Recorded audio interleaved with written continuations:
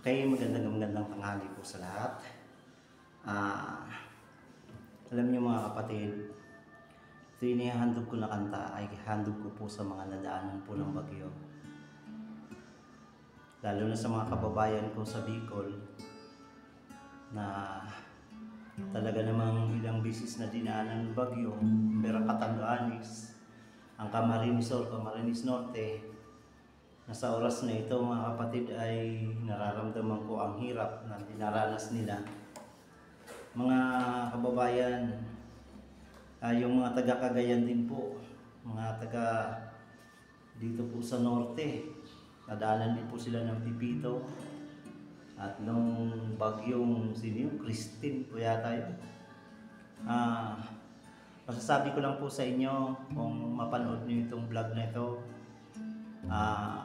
patuloy tayo magtiwala sa Diyos. Makakabangon po tayong lahat. Alam po ninyo mga kapatid, huwag po natin sisihin ang sino man. Dahil hindi lamang po kayo, mga taga-norte, pati po kami ng mga taga-Bicol. Pero ito lang po masasabi ko sa inyo, walang imposible sa Diyos. Inihandog ko itong kanta sa inyong lahat. Walang imposible sa Diyos. Pakinggan po ninyo. Ang Diyos ay nagmamahal. Ang Diyos ay nagmamalasakit sa mga tao nalalayo sa Kanya'y nawawagli.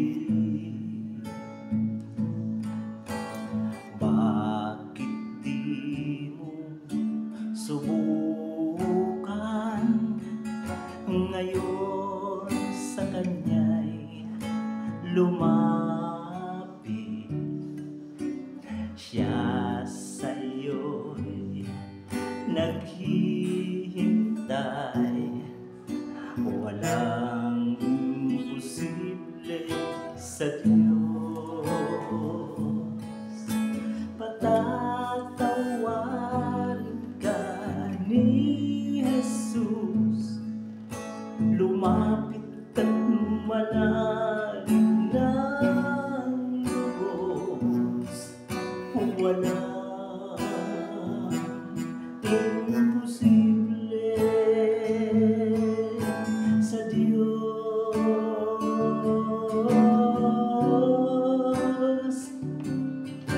Kapangyarihan niya'y dakila, pangako niya'y buhay na sagana. Walang imposible sa Diyos.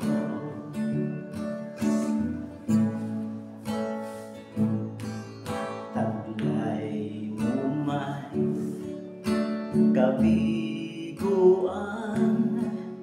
sakit o mga karamdaman, magagawa niyang lunasan.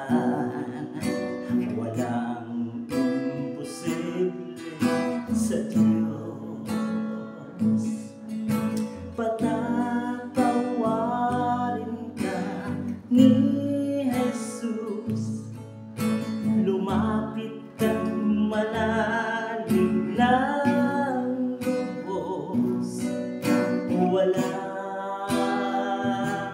imposible sa Diyos.